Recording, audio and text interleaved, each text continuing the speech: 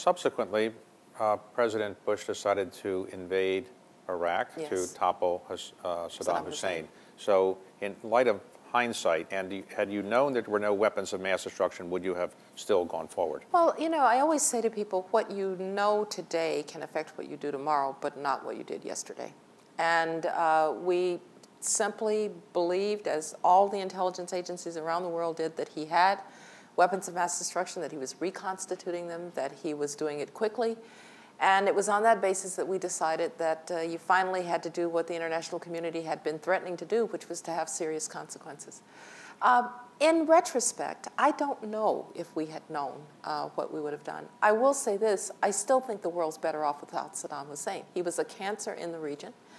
And while Iraq went through an extraordinarily difficult time, and the thing I would do differently is how we rebuilt Iraq. I think we made a lot of mistakes post-war. But I will say this, I would rather be Iraqi than Syrian today.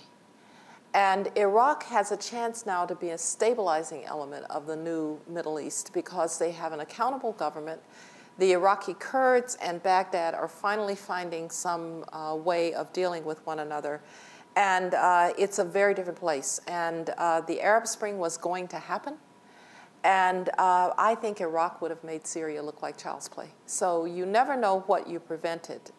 You'll never be able to bring back the lives lost, and you'll never be able to deal with that. But I think in the long arc of history, Iraq will turn out okay. And I wish we hadn't left in 2011. The one thing that might have made me think differently about it was to think that we would have not stayed with a few troops in Iraq to help them make the transition.